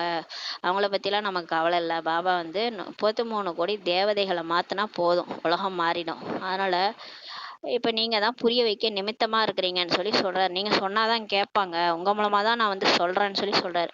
பக்தி மார்க்கத்தில் எவ்வளவு பொருட்கள் இருக்கிறது. இப்ப பக்தி மார்க்கத்துல ஒரு பக்தின்னா ஒண்ணு ரெண்டே கிடையாது. ஆளுக்கு ஒரு ஃபாலோ பண்ணிட்டு இருப்பாங்க. ஒரு பூஜையே ஒரு சாமிக்கே ஒரே மாதிரியே பூஜையே செய்ய மாட்டாங்க. அது நார்த் சைட்ல ஒரு மாதிரி செய்வாங்க, சவுத் சைட்ல ஒரு மாதிரி செய்வாங்க. அந்த மாதிரி நிறைய பொருட்கள் இருக்கிறதுன்றார். மனிதர்களுக்கு பணம் கிடைக்கிறது, பிறகு செலவு செய்யறாங்க. அவங்க பணம் வச்சுக்கிறாங்க, என்ன செய்யுதுன்னு தெரியல. அதனால பக்தியில செலவு பண்றாங்க. நான் உங்களுக்கு எவ்வளவு பைசா கொடுத்து விட்டு செல்கிறேன் என பாபா கேட்கிறாரு. இப்ப பாபா வந்து ஞான செல்வத்தை கொடுத்து புத்தியை நிரப்பிட்டு எவ்வளவு பைசா கொடுத்துட்டு போறாரு. எல்லையற்ற தந்தை எல்லையற்ற சொத்தை நிச்சயம் நமக்கு கொடுக்கிறார். இதனால்தான் சுகம் கூட நமக்கு கிடைக்கிறது, நம்மளுடைய ஆயுளும் அதிகரிக்கிறதுன்றாரு. பாபா சொல்றாரு, என்னுடைய செல்லமான குழந்தைகளே, ஆயுஷ்மான் பாபா என பாபா கூறுகிறாரு. இப்ப கடவுள் வந்து நமக்கு சுகமும் கொடுக்குறாரு, ஆயுளையும் அதிகரிக்கிறாரு. 150 வருடம் வாழுங்கன்னு சொல்லி ஆயுஷ்மான் பவன்ட்டு நமக்கு வரதானமே கொடுக்குறாரு. அங்கே உங்களின் ஆயுள் வந்து 150 வருஷம் ஆகும். தேவதைகள் வந்து சொர்க்கத்துல 150 வயசு வரைக்கும் வாழ்வாங்க. ஒருபோதும் காலன் அவங்களே சாப்பிட முடியாது. அவங்க வந்து உடலை விட்டு போயிட்டு அழுதுங்கனே போக மாட்டாங்க. மத்தவங்களும் உட்காந்து அழமாட்டாங்க, ஐயோ போயிட்டாங்களேன்ட்டு. அவங்க சொல்லிட்டு, நான் இந்த உடலை விட்டு போறேன், அடுத்த உடல் போறேன்னு சொல்லிட்டு போவாங்க.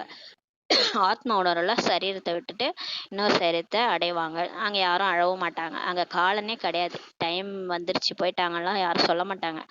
150 வருடம் கழிச்சு தானாவே பாம்பு அதோடைய தோலை உரிக்கிற மாதிரி சட்டையை மாத்திட்டு போயிட்டே இருப்பாங்க. பாபா இப்போது வரமளிக்கிறார். உங்களை ஆயுள் நிறைந்தவராக இப்ப மாற்றுகிறார். நீங்கள் இப்ப அமரர் ஆவீர்கள் சொல்லி சொல்றாரு. அங்கே ஒருபோதும் அகால மரணமே கிடையாது. சொர்க்கத்துல யாரும் ஆக்சிடென்ட்ல இறந்தாங்க, ஹார்ட் அட்டாக்ல போயிட்டாங்க அப்படின்னு சொல்லவே மாட்டாங்க. தேவதைகள் இந்த மாதிரி இறந்துட்டாங்கன்ட்டு சொல்ல மாட்டாங்க. அங்கே நீங்கள் மிகவும் சுகமுடையவராக இருக்கிறீங்க. இங்கே நம்ம அந்த மாதிரி தான் ஆயிடுறோம். இப்போ பாபா குழந்தையான பிறகு இங்கே நமக்கு எதுவுமே நடக்காது, நம்ம சுகமுடையவரா இப்ப மாறுறோம். அதே மாதிரி தான் அங்கேயும் போய் ஆயிடுவீங்கன்றார். எனவே அதற்கு சுகதாமம் என்று பெயர். அதனாலதான் அதுக்கு பேரு சொர்க்கம், சுகதாமம். ஏன்னா நீங்க சுகமா இருக்கிறீங்க, ஆயுளும் உங்களுக்கு அதிகமாகிறது, செல்வமும் நிறைய கிடைக்கிறது. அங்க சொர்க்கத்துல அளவில்லாத செல்வம் கொட்டி கிடக்கும். தங்க மாளிகை வைர வைடூரியங்கள் ரோட்லயே கொட்டி கிடக்கும். வைரம்லாம் தங்கம்லாம் அதை வச்சுதான் வந்து வீடே கட்டுவாங்க, மாளிகையை கட்டுவாங்க. உள்ள இருக்கிற ஃபர்னிச்சர்ஸ், அந்த திரை சீலைகள் எல்லாமே தங்கத்தால் ஆனது தான் இருக்கும். அங்க எல்லாமே ஜொலிக்கும். எல்லாமே வைரம் தங்கத்தினால் ஆனது தான் இருக்கும்.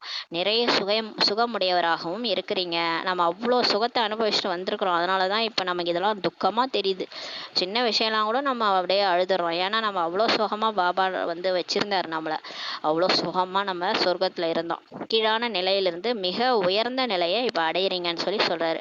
இப்ப நம்ம எவ்வளோ கீழான நிலைக்கு வந்துட்டோம் இல்லையா அந்த விகாரத்துல போய். அதனால இப்ப நம்ம நம்ம ஞானத்தை கேட்டு கேட்டு நம்ம இப்ப உயர்ந்த நிலையை அடையிறீங்கன்றாரு. தேவி தேவதா தர்மத்தை ஸ்தாபனை செய்வதற்காக இப்ப தந்தை வந்திருக்கிறார் என்பது உங்களது புத்தியில் இருக்கிறது. அது மிக சிறிய மரமாகும். தேவி தேவதா மரம் வந்து சின்ன மரம்ன்றாரு. அது 33 கோடி ஆத்மாக்கள் தான். அங்கே ஒரு தர்மம், ஒரு ராஜ்யம், ஒரு மொழி தான் இருக்கும். சொர்க்கத்துல இந்த மாதிரி நிறைய தர்மம், நிறைய மொழிலாம் பேச மாட்டாங்க. நிறைய பேர் ராஜ்யம் பண்ண மாட்டாங்க.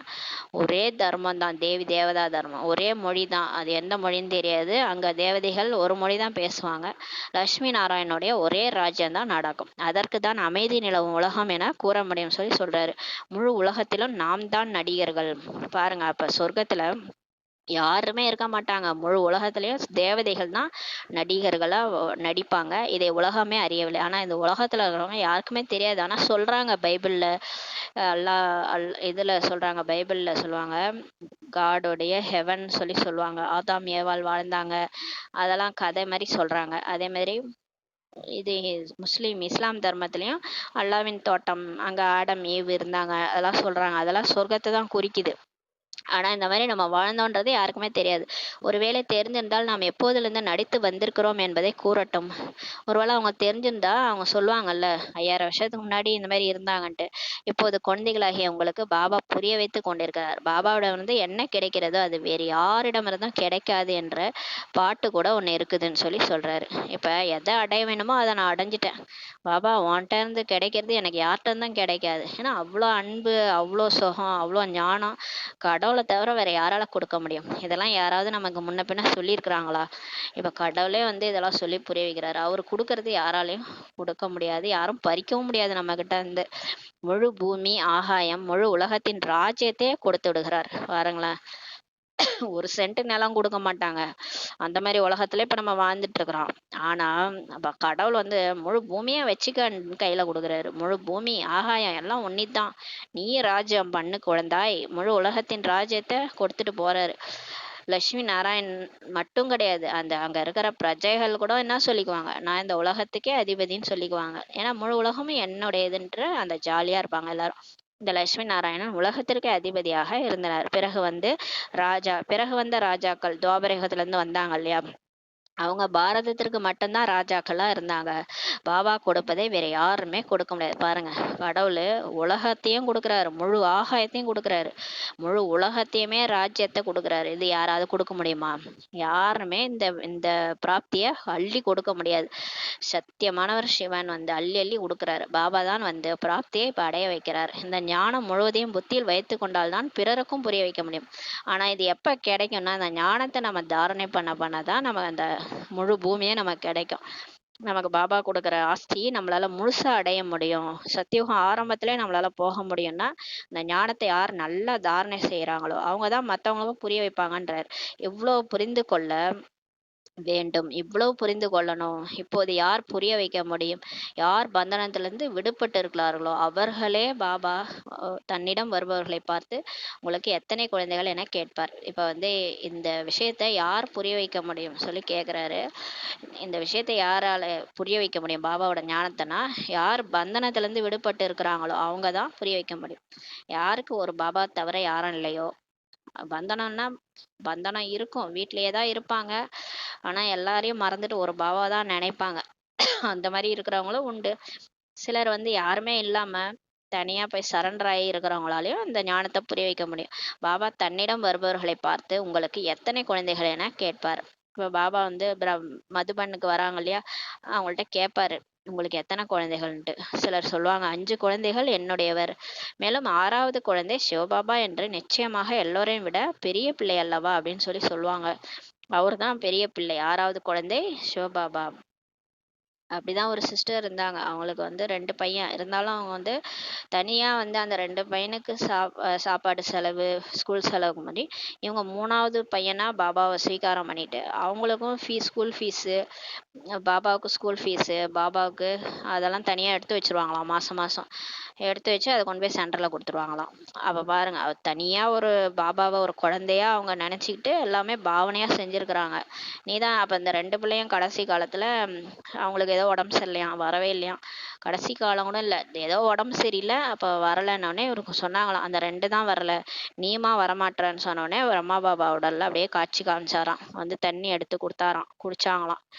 அந்த மாதிரி பாபா வந்து வருவாரு. நம்ம வந்து ஸ்வீகாரம் பண்ணிட்டோம், என்னுடைய மகன் நீதான், இந்த 2 பிள்ளைங்களோட நீயும் என்னுடைய மகன்னு சொல்லி நம்ம அவருக்கான எல்லாமே நம்ம செய்யும் போது, அவரை ப்ரிஃபரன்ஸ் கொடுக்கும்போது அவர் நம்ம கூடவே இருந்து நம்மளை காப்பாத்துவார். சிவபாபாவினுடையவராகி விட்டீர்கள் என்றால் பிறகு சிவபாபா தனது குழந்தையாக்கி உலகத்திற்கே உங்களை அதிபதி ஆக்குறார். இப்ப அவருடையவரா நம்ம ஆயிட்டோம்னா அவர் நம்மள குழந்தையாக்கிறாரு. ஆக்கி நமக்கு உலகத்தையே பரிசா கொடுக்கிறாரு. குழந்தைகள் வாரிசாக்கி விடுகிறார்கள். இப்ப நம்ம அவருக்கு வாரிசாகி விடுறோம். இந்த லட்சுமி நாராயணன் சிவபாபாவின் முழுமையான வாரிசு ஆவாங்கன்னு சொல்றாரு. ஏன்னா அவங்கதான் போன பிறவில சிவபாபாவிற்கு எல்லாத்தையும் கொடுத்துட்டாங்க. அதனால பாபாவுக்கு முழு வாரிசா அவங்க ஆயிட்டாங்க லட்சுமி நாராயணன் சொல்லி சொல்றாரு. எனவே சொத்து நிச்சயமாக குழந்தைகளுக்கு இப்ப கிடைக்க வேண்டும். என்னை வாரிசாக்கி கொண்டால் வேறு யாருமே கிடையாது என பாபா கூறுகின்றார். நீங்க என்னை மட்டும் வாரிசாக்கிட்டீங்கன்னா உங்களுக்கு வேற யாரும் கிடையாது, நான் ஒருத்தன் தான், நான் உங்களை கடைசி வரைக்கும் காப்பாத்துவேன்றாரு. பாபா இது அனைத்தும் உங்களுடையது, பிறகு தங்களுடையது அனைத்தும் எங்களுடையது என சொல்கிறார்கள்ன்றாரு.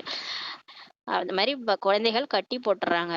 பாபா என்னதெல்லாம் உங்களுது, உங்களுதெல்லாம் என்னது பாபான்ட்டு கட்டி போட்டுறாங்க. தாங்கள் எனக்கு முழு உலகத்தின் ராஜ்ய பதவியை ஆஸ்தியை கொடுக்கிறீர்கள் சொல்லி பாபா சொல்றாரு. நம்ம சொல்றோம்னு சொல்லி சொல்றாரு.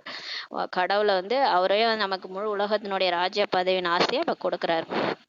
ஏனென்றால் உங்களிடம் என்ன இருந்ததோ அதை கொடுத்து விட்டீர். நாடகத்தில் நிச்சயிக்கப்பட்டு இருக்கிறது அல்லவா. அர்ஜுனனுக்கு விநாசமும் காட்டப்பட்டது. இப்ப அர்ஜுனன்றது பிரம்மா பாபா, அவருக்கு காட்சி கிடைச்சது, விநாசமும் கிடைச்சது, 4 புஜங்களுடைய விஷ்ணு உடைய காட்சியும் காட்டப்பட்டது. அர்ஜுனன் வேற யாரும் அல்ல, இவர் தான், இவருக்கு தான் காட்சி கிடைத்தது, பிரம்மா பாபாவுக்கு தான் கிடைச்சது. ராஜ்யம் கிடைக்கின்றது என்றால் ஏன் சிவபாபாவை வாரிசாக்கி கொள்ளக்கூடாதுன்ட்டு முடிவு பண்ணாரு. அவர் பிறகு நம்மை வாரிசாக்கி கொள்கிறார். இப்ப நம்ம அவரை வாரிசாக்கிட்டோம்னா அவரு நம்மளை வாரிசாக்கிறாரு. நம்ம அவரை குழந்தையா தத்தெடுத்துட்டோம்னா அவரு நம்மளை குழந்தையா தத்தெடுத்துடுறாரு. இந்த வியாபாரம் மிகவும் நன்றாக இருக்கிறது அல்லவா, எப்படி இந்த பிசினஸ் சூப்பரா இருக்கா சொல்லி கேட்கிறாரு. ஒருபோதும் யாரிடமும் எதுவும் கேட்கவில்லை, அனைத்தையும் மறைமுகமாக கொடுத்து விட்டார். பிரம்மா பாபா பிசினஸ் மேன் இல்ல, ஏற்கனவே வைர வியாபாரி. உடனே யார்கிட்டையும் கேட்கல, எல்லாத்தையும் மறைமுகமா எழுதி வச்சிட்டாரு. எல்லா சொத்தையும் பாபா பேர்ல ட்ரஸ்ட்ல போட்டாரு. இதற்கு தான் குப்த தானம் என்று பெயர். இவருக்கு என்ன ஆயிட்டுன்ட்டு யாருக்கு என்ன தெரியும், யாருக்கும் பிரம்மா பாபாவுக்கு என்ன ஆச்சுன்னே தெரியல. சிலர் இவருக்கு வைராகியம் வந்துருச்சு, சன்னியாசி ஆயிட்டாருன்ட்டு நினைச்சாங்கன்னு சொல்லி சொல்றாரு. இந்த பெண் குழந்தைகள் கூட 5 குழந்தைகள் தன்னுடையது, மேலும் இன்னொரு குழந்தையாக இவரை ஏற்றுக்கொள்வோம் என்கிறார்கள். இப்ப இந்த யாரெல்லாம் மாதாஸ் வந்து சரண்டர் ஆறாங்களோ, இப்ப 5 குழந்தை அவங்களுக்கு இருக்குன்னா இன்னொரு குழந்தையாக பாபாவை ஏத்துக்கிறோன்ட்டு நினைக்கிறாங்க. இவர் அனைத்தையும் பாபா முன்பு வைத்து விட்டார். பிரம்மா பாபா எல்லாத்தையும் பாபாட்ட கொடுத்துட்டாரு, சிவபாபாட்ட.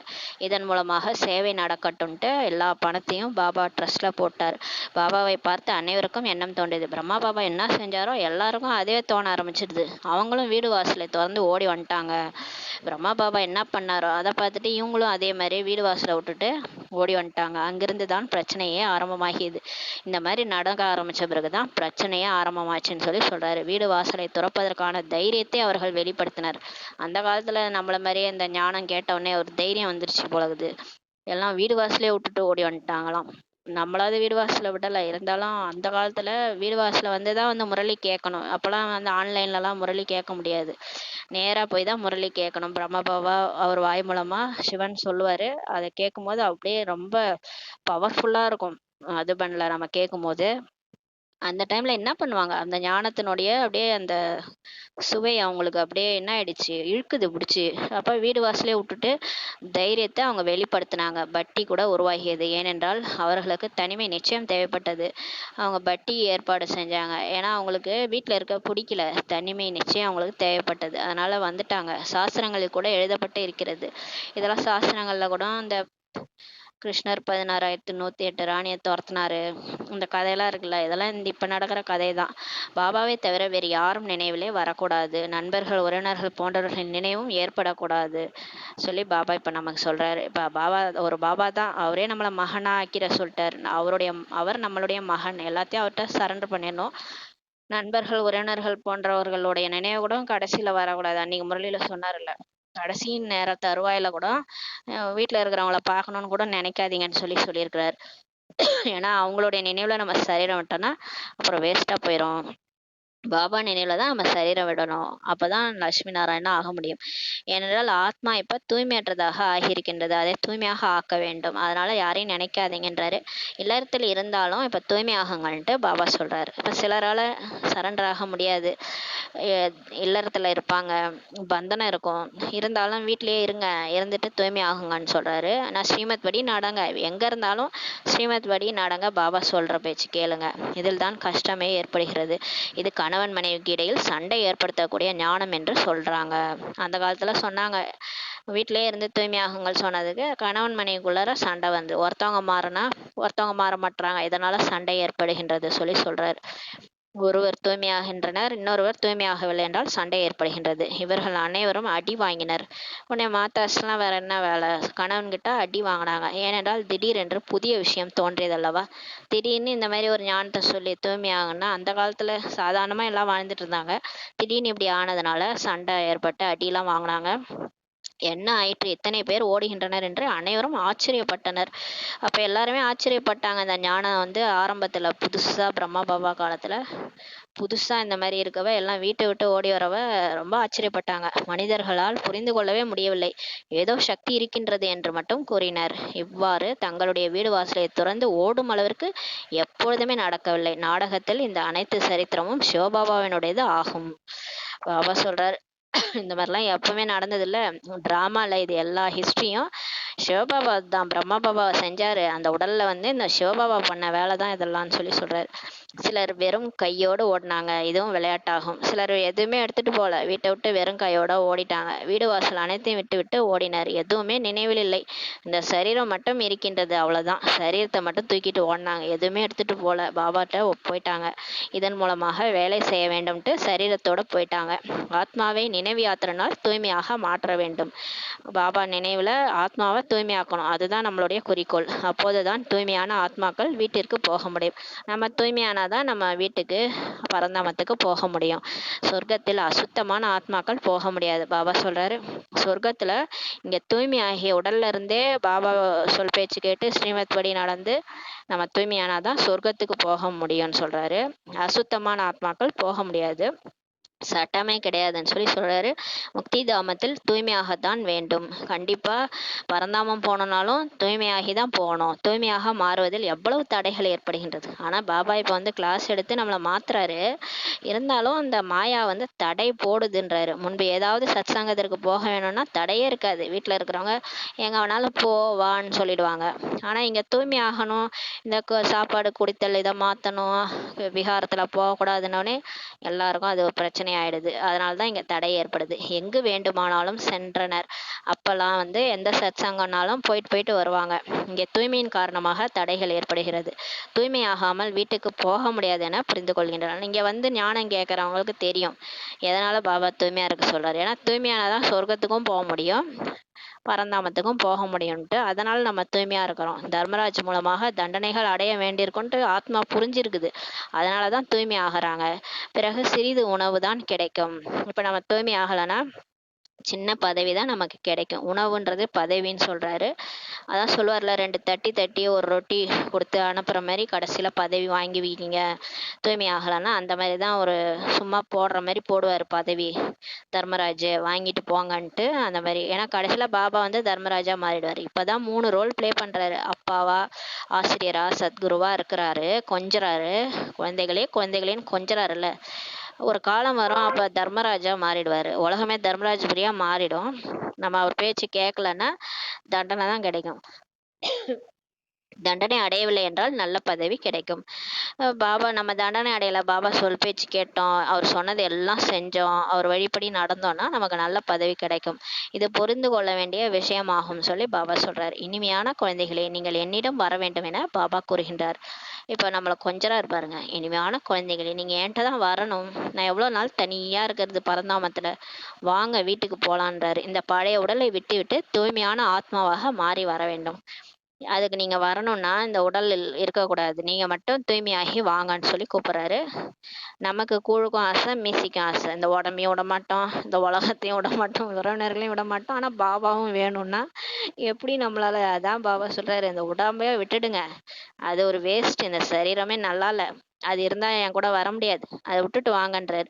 5 தத்துவங்களும் சதோ பிரதானமாகும் போது உங்களுக்கு உடல் கூட சதோ பிரதானமாக கிடைக்கும். இந்த ட்ரெஸ் வேணாம், நல்லா இல்லை, பழைய ட்ரெஸ் ஆயிடுச்சு, புது ட்ரெஸ் தரேன் வாங்க. இப்போ அந்த 5 தத்துவங்களும் க்ளீன் பண்ணிவிட்டு நியூ உடல் உங்களுக்கு கொடுக்குறேன், நியூ ட்ரெஸ்ஸு, அதை போட்டுக்கோங்க. தீபாவளி வரப்போகுது, உண்மையான தீபாவளி வரும், புது ட்ரெஸ் போட்டுக்கோங்கன்னு சொல்லி சொல்கிறாரு. எல்லா தத்துவங்களும் புதுசாகி உங்களுக்கு புது ட்ரெஸ்ஸு, புது உடல் கிடைக்கும், அதை போய் மாட்டிக்கலான்றாரு. அனைத்தும் உள்ளுக்குள் சென்று புதியதாக மாறிவிடும். இந்த பூமி எல்லாம் ஆகாயம் எல்லாம் வந்து அந்த விநாசம் நடக்கும்போது உள்ளார போய் எல்லாம் புதுசாக மாறிடுன்றாரு. பாபா இவருக்குள் வந்து அமர்வது போல ஆத்மா எந்த துன்பமும் இன்றி கர்ப்பமாலைகள் சென்று அமரும். பாருங்களேன், இது வந்து சொர்க்கத்தில் நடக்கிற விஷயம். இப்போ எப்படி பாபா வந்து பிரம்மா பாபா உடலில் வந்து நுழையிறாரோ, அப்படியே பிரகாசமாக இருந்தது இல்லையா அந்த ரூமே, ஒரே வெளிச்சமா, அந்த மாதிரி கர்ப்பமாலைகளை வந்து ஆத்மா வந்து அமருமா. ஃபர்ஸ்ட் வந்து கர்ப்பமாலைகளை அமரும். பிறகு வெளியே ஆத்மா வரும்போது மின்னல் மின்னுவதை போல பிரகாசிக்குமா.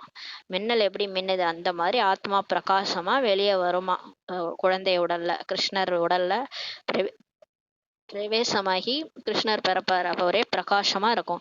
ஏனென்றால் ஆத்மா தூய்மையாக இருக்குதில்லையே, அதனால பிரகாசிக்கும். இது அனைத்தும் நாடகத்தில் நிச்சயிக்கப்பட்டு இருக்கிறது. இது டிராமால ஃபிக்ஸ் ஆயிருக்கு, இது நடக்கும் பாப்பீங்கன்னு சொல்லி சொல்றாரு. நல்லது. இனிமேலும் இனிமையான காணாமல் போய் கண்டெடுக்கப்பட்ட செல்லமான குழந்தைகளுக்கு தாயும் தந்தையுமாகிய பாப் தாதாவின் அன்பு நினைவுகள் மற்றும் காலை வணக்கம். ஆன்மீக குழந்தைகளுக்கு ஆன்மீக தாய் தந்தையின் நமஸ்தே. நாம் ஆன்மீக குழந்தைகள் ஆன்மீக தாய் தந்தைக்கு நமஸ்தே நமஸ்தே நமஸ்தே. தாரணைக்கான முக்கிய சாரம். ஃபர்ஸ்ட் பாயிண்ட், ஆத்மாவை தூய்மையாக்குவதற்காக தனிமையில் பட்டியில் இருக்க வேண்டும். ஒரு பாபாவை தவிர வேறு எந்த நண்பரும் உறவினரும் நினைவில் வரக்கூடாது. 2வது பாயிண்ட், புத்தியில் முழு ஞானத்தையும் வைத்துக்கொண்டு பந்தனத்திலிருந்து விடுபட்டு மற்றவர்களுக்கு சேவை செய்யணும். எனக்கு ஒரு பாபா தான், வேற யாரும் இல்லை. பந்தனத்தையும் பார்த்துக்கோங்க, ஆனால் பாபா நினைவுல இருந்து எல்லாருக்கும் சேவை செய்யுங்க. பாபாவிடம் உண்மையான வியாபாரம் செய்ய வேண்டும்.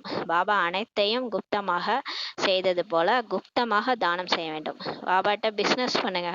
என்னதெல்லாம் உன்னிது பாபா, உன்னிதெல்லாம் என்னது பாபா, இதான் நல்ல பிஸ்னஸ். இந்த மாதிரி உண்மையான வியாபாரம் செய்யுங்க. உங்களுதெல்லாம் கொடுங்க, மறைச்சு வச்சுக்காதீங்க. ஏதாவது ஒன்றை கொடுக்க மாட்டேன்ட்டு வச்சுக்கிட்டீங்கன்னா அது கடைசியில் வந்து நினைவில் வந்துடும். அதனால எல்லாத்தையும் பாபாட்ட கொடுத்துடணும். பிரம்மா பாபா எல்லாத்தையும் கொடுத்துட்டாரு, மறைமுகமாக கொடுத்துட்டாரு. எல்லாத்தையும் குப்தமான தியானம் செய்யணுன்றாரு. வரதானம் விகாரங்களை கூட கொடுத்துருங்கன்றாரு. அதையும் வச்சுக்கிறீங்க. எல்லாத்தையும் கொடுத்துட்டு கடைசியில் காமம், கோபம், பற்று, ஆசை, அகங்காரத்தை கொடுக்காம வச்சிருந்தானா அது கடைசியில் தொல்லை பண்ணும். அதனால் எல்லாத்தையும் குப்தமாக தானம் கொடுத்துருங்க. வரதானம், மாயின் பயங்கர ரூபத்தின் விளையாட்டை சாட்சியாகி பார்க்கக்கூடிய மாயை வென்றவர் ஆகுக என்ற வரதானம் கொடுக்குறாரு. இந்த மாயா இருக்குல்ல, இந்த மாயா வந்து 5 விகாரம் தான் மாயா. காமம், கோபம், பற்று, ஆசை, அகங்காரம். இது வந்து சின்னதாவும் வரும், தோள் மேல கை போட்டுட்டும் வரும். சில டைம்ல நம்மள போட்டு டார்ச்சரும் பண்ணும். சில டைம்ல பயங்கர ரூபத்தையே வெளிப்படுத்தும். ஏன்னா நம்ம வந்து பயங்கரமா முயற்சி பண்ணும்போது, அது பயங்கர ரூபத்த வெளிப்படுத்தும். நம்ம கூட போரிடும், மல்யுத்தம் பண்ணும். நீ வந்து சிவனோட போகக்கூடாது. ஏன்னா இப்ப உலகமே ராவண ராஜ்யம் தான். நீ மாறுனீன்னா ஃபுல்லா அழிஞ்சு போயிரும்ல, ராவணன் அழிஞ்சு போயிரும். அதனால நீ போகக்கூடாதுன்ட்டு நம்ம கூட ரொம்ப போரிடும். அப்ப வந்து அதோட அந்த விளையாட்ட சாட்சியா பாருங்க. பயங்கர ரூபத்தின் விளையாட்ட சாட்சியா பாருங்க. இது வந்து ஒரு கார்ட்டூன் ஷோ. இது சும்மான்ட்டு நீங்க அத ஒரு சாதாரணமா பாருங்கன்னு சொல்றாரு. அந்த மாரி பார்க்கக்கூடிய மாயை வென்றவரா ஆகுக அப்படின்ற வரதானம் குடுக்குறாரு. மாயை வரவேற்கக்கூடியவர்கள் அதனுடைய பயங்கர ரூபத்தை பார்த்து பயப்பட மாட்டாங்க. யாரெல்லாம் சிவசக்தி சேனையா இருக்கிறாங்களோ, யாரெல்லாம் வந்து சிவனுடைய பார்வதியா இருக்கிறாங்களோ, காளியா இருக்கிறாங்களோ, அவங்கலாம் வந்து சிவனையே கூட வச்சிருக்கிறாங்க. அவங்க வந்து என்ன பண்ணுவாங்க, மாயை பார்த்து பயப்பட மாட்டாங்க. மாயைய வரவேற்பாங்க. "நீ வா, நான் உன்ன ஒரு கை பார்த்துடுறேன்" அப்படின்னு வரவேற்பாங்க. தைரியம் இருக்கிறவங்க வரவேற்பாங்க. மகாவீர்ன்னு சொல்லி பாபா சொல்லுவார். மகாவீர் ஆத்மா, பிரம்ம பாபா மாரி மகாவீர் ஆத்மாக்கள் வரவேற்பாங்க. அவங்க வந்து அதனுடைய பயங்கர ரூபத்தை பார்த்து, மாயாவோட பயங்கர ரூபத்தை பார்த்து பயப்பட மாட்டாங்க. அவங்க எப்படி பார்ப்பாங்கன்னா, சாட்சியாகி விளையாட்டை பார்ப்பதனால அவங்களுக்கு மகிழ்ச்சி தான் ஏற்படுகின்றது சொல்றாரு. அவங்க வந்து புயலை கூட பரிசா எடுத்துக்குவாங்க. இது என் வாழ்க்கையில நடக்கிற புயல், இதை நான் பரிசா எடுத்துக்கிறேன்னு சொல்லி எடுத்துட்டு போயிடுவாங்க. ஏனெனில் மாயை வந்து வெளியில் சிங்கம் போல உருவம் கொண்டிருக்கிறது. மாயா அது சிங்கம் மாதிரி கர்ச்சிக்கிட்டது வருது. ஆனா உண்மையிலே அந்த மாயாவோட சக்தி வந்து பூனை அளவு கூட இல்லைன்னு சொல்றாரு. நீங்க பயப்படுறீங்களே இந்த மாயா பார்த்து, மாயா பாபா, மாயா ரொம்ப தொல்லை கொடுக்குது, இது வந்து ரொம்ப போட்டு துன்புறுத்துது பாபா அப்படின்னு நம்ம சொல்றோம் பாபாட்ட. குழந்தைகளே, அது வெளியில பார்க்க தான் சிங்கம் மாதிரி இருக்குது. என்னமோ மாயா மாயான்னு பயப்படுறீங்களே, அது சக்திசாலியே கிடையாது. அதோட சக்தி வந்து பூனை அளவு கூட இல்ல. உங்களை உங்களை கம்பேர் பண்ணும்போது, நீங்க சர்வ சக்திவான் கூடயே இருக்கிறீங்கல்ல, உங்களை கம்பேர் பண்ணும்போது அது ஒன்றும் பூனை மாதிரி தான்றாரு. நீங்கள் தான் என்ன செய்வேன், எப்படி நடக்கும், என்ன பண்றது இப்படின்னு நீங்க தான் ஒரு மாயாவை பூதாகரமா பெருசாக்குறீங்கன்றாரு. பயப்பட்டு என்ன செய்வேன், எப்படி நடக்கும்னு என்று பயப்பட்டு பயப்பட்டு அதை பெரியதாக ஆக்கிடுறீங்க. மாயாவுக்கு சாப்பாடு போடுறீங்க, அது பெருசா வளர்ந்து போயிடுதுன்னு சொல்றாரு. என்ன நம்ம பண்றோம்னா, ஐயோ நான் என்ன செய்வேன், எப்படி நடக்கும், இதுக்கப்புறம் நான் என்ன பண்ணுவேன், இப்படிலாம் பயப்பட்டு பயப்பட்டு மாயாவை பெருசாக்குறீங்கன்றாரு. ஆனால் என்ன நடந்து கொண்டிருக்கிறதோ அது நல்லதே தான் நடந்து கொண்டிருக்கிறது. பாபா சொல்றாரு, இப்போ உங்க வாழ்க்கையில என்னெல்லாம் நடக்குதோ அதெல்லாம் நல்லதுக்கு தான் நடக்குதுன்றாரு. மேலும் என்ன நடக்க போகுதோ அது கூட இன்னும் நல்லதாக தான் நடக்க போகிறதுன்ற பாடத்தை நினைவுல வைத்திருங்கள் சொல்றாரு. டிராமா நன்மைக்கே. அதனால ஃபுல் ஸ்டாப் வச்சுட்டு எது நடந்தாலும் என் நன்மைக்கு தான் நடக்குதுன்ற பாடத்தை நினைவில் எப்பயும் வச்சிருங்க. சாட்சியாகி இந்த விளையாட்டை பார்த்தீங்கன்னா மாயை வென்றவரா ஆகிடுவீங்கன்னு சொல்றாரு. அப்ப பாபா எப்படி சாட்சியா ஃபுல் டிராமாவையும் பார்க்குறாரோ, அவர் மாதிரி நம்மளும் சாட்சியாகி பார்க்கக்கூடிய சக்தி அவர்கிட்ட இருந்து வாங்கிட்டு இந்த முழு விளையாட்டையும் நம்ம டிராமா நம்ம நம்ம வாழ்க்கை கூட இப்போ வாழ்க்கையில என்னென்ன நடக்குதோ அதெல்லாம் ஒரு விளையாட்டுன்னு நினச்சிட்டு பாருங்க. இது கடைசி பிறவி. இந்த பிறவியை நான் முடிச்சுட்டு கிளம்பணும். இதுல என்ன நடந்தாலும் இது வந்து டிராமா. இது போன கல்பம் கூட இப்படிதான் நடந்தது. இது நல்லதுதான் நடக்குது. டிராமா படி எல்லாம் நல்லதுதான் எனக்காக நடந்துட்டு இருக்குது. என் கூட சிவனே இருக்கிறாரு. சர்வ சக்திவான் சிவனே துணைவனா இருக்கும்போது எனக்கு எந்த பயமும் கிடையாது அப்படின்னுட்டு நீங்க சாட்சியாகி விளையாட்டை பார்த்தீங்கன்னா மாயை வென்றவரை ஆயிடுவீங்கன்னு பாபா சொல்றாங்க. ஸ்லோகன்: யார் சகிப்புத்தன்மை உடையவர்களோ அவர்கள் பிறருடைய கருத்து மற்றும் சுபாவத்தை பார்த்து பொறாமை கொள்ள மாட்டார்கள். வீணான விஷயங்களை ஒரு காதால் கேட்டு மற்றொன்றால் வெளியேற்றி விடுவார்கள். யாருட்டு இந்த பொறுமை சக்தி இருக்குதோ, இந்த மரம் இருக்கு இல்லையா, அது வந்து கல்லால் அடிச்சா கூட பழத்தை தான் கொடுக்கும். அதுக்கு பொறுமை சக்தி அதிகம். அந்த மாதிரி மரம் மாதிரி யார் சகிப்புத்தன்மை உடையவங்களா இருக்கிறாங்களோ அவங்க சகிச்சுக்குவாங்க. அவங்க பிறருடைய சுபாவ சம்ஸ்காரத்தை பார்க்க மாட்டாங்க. கருத்து கருத்து சுபாவத்தெல்லாம் பார்த்து பொறாமப்பட மாட்டாங்க. சிலரால் இந்த பிறருடைய கருத்தெல்லாம் வந்து ஏத்துக்கவே மாட்டாங்க. சிலர் அந்த மாதிரிலாம் இருப்பாங்க. நம்ம எது இருந்தாலும் ஏத்துக்கணும். யாருக்கு சகிப்புத்தன்மை இருக்கோ அவங்க ஏத்துக்குவாங்க. யாருடைய கருத்தையும் சுபாவத்தையும் பார்த்து பொறாமப்பட மாட்டாங்க. வீணான விஷயங்களை ஒரு காதால கேட்டாலும் மற்றொரு காதால வெளியேற்றிடுவாங்க. அதை போய் மற்றவங்கள்ட்ட பரப்ப மாட்டாங்க. இப்போ வேஸ்ட்டுன்னு தெரியுது இல்லை, இந்த விஷயம் நமக்கு நல்லது இல்லை, இது வந்து வேஸ்ட்டு, நம்ம ஆத்மாவுக்கு இது ஒரு குப்பை, இந்த குப்பையை நம்ம புத்தியிலையும் போடக்கூடாது, அதை மற்றவங்களுக்கும் பரப்பக்கூடாது. அதனால இந்த வேஸ்ட்டெல்லாம் ஒரு காதில் வாங்கி இன்னொரு காதில் விட்டுருவாங்க. முரளி மட்டும்தான் ஒரு காதில் வாங்கி இன்னொரு காதில் ஒரு காதில் வாங்கி இன்னொரு காதில் விடக்கூடாது. முரளியை நம்ம மற்றவங்களுக்கு சொல்லணும். இந்த வேஸ்டான செய்திகள் குப்பைகள்லாம் மற்றவங்கக்கிட்ட சொல்லக்கூடாது, அது போகவே கூடாது. அதனால் அந்த மாதிரி யார் இருப்பாங்க, யார்கிட்ட பொறுமை சக்தி சகிப்புத்தன்மை இருக்குதோ அவங்க தான் அந்த மாதிரி இருப்பாங்கன்னு சொல்லி பாபா சொல்கிறாங்க. ஓம் சாந்தி. நன்றி பாபா. நன்றி ராமன்.